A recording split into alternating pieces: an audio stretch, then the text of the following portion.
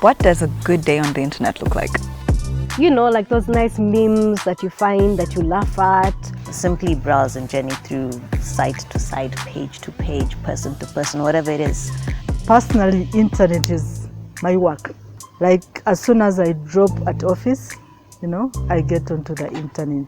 A good day is when I don't see bigotry, when I don't see misogynistic comments. I actually do most of my stuff on internet, including shopping, getting on WhatsApp, Signal. My Facebook is always online, like even at 2 a.m., even if I'm not checking it, it's online.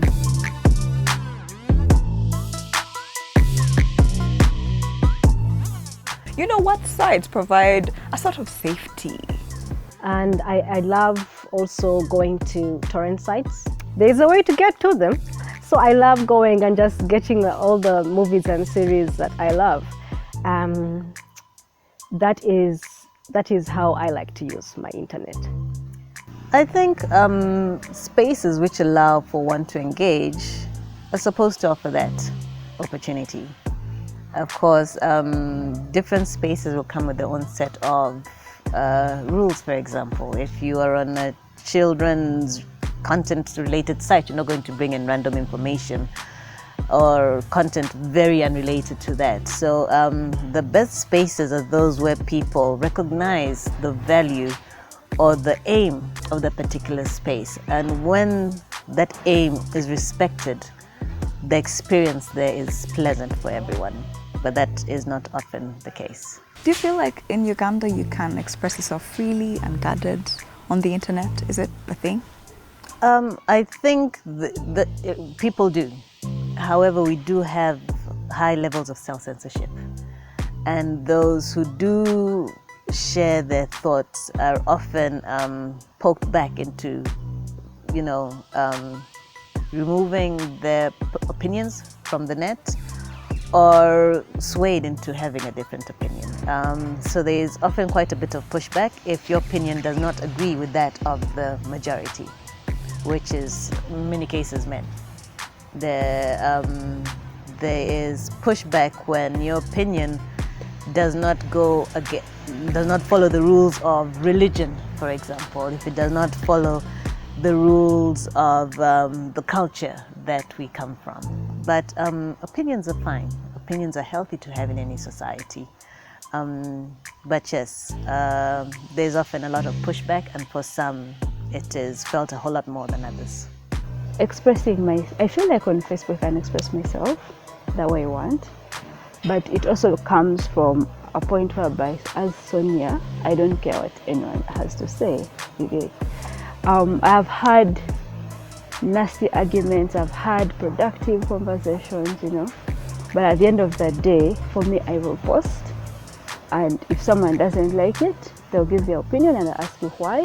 You try to give me a reason. If it doesn't make sense, like it doesn't make sense, keep it to yourself, No. Are they there?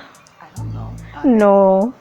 I think the internet has all sorts of characters. There is like the shady characters, then there's like the genuine people who are there to get information or to network or whatever it is.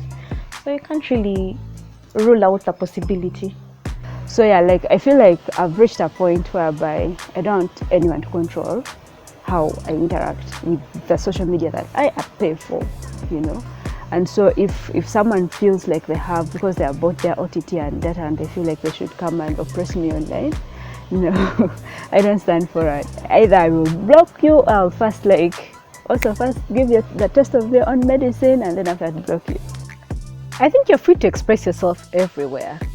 The question is, do you have what it takes to survive the reaction to your expression?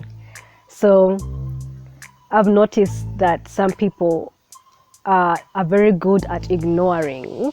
They have their own mechanisms.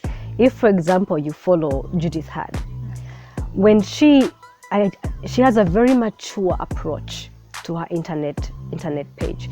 She does not react to negativity. So I'm the one who is there going, did you have to say it about her children? But she just ignores every single negative comment.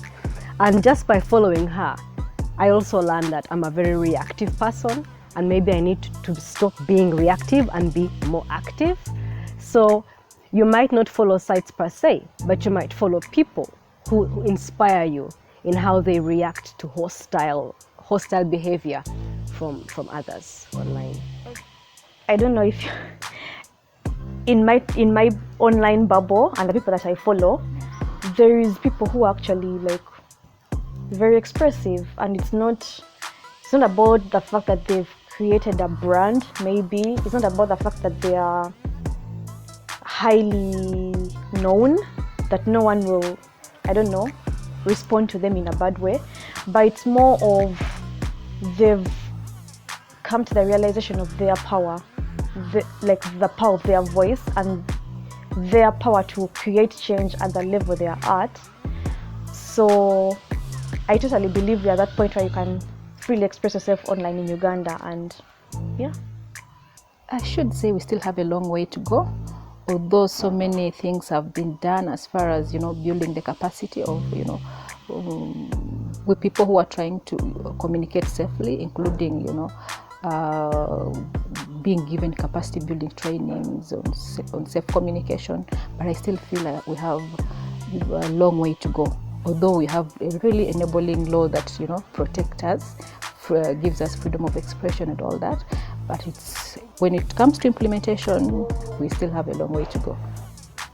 I really admire this woman, Lydia Nambiru. She's very, very, very, very free with her expression online. And then she shared a hilarious message from someone who had reported her over to her mother, over to her auntie. And that is more of a threat to young women. So Lydia is not an 18 or 16-year-old girl, but that would work on a young girl. And that does impact her ability to grow on the internet, because Lydia would not be Lydia if she didn't express herself the way she does. So a lot of women and girls don't realize how reacting to threats like the family will watch you, etc. will watch you. You're born alone, you're going to die alone. And sometimes you have to make some tough choices. They might be painful at first, but everything gets easier with practice, including being abused.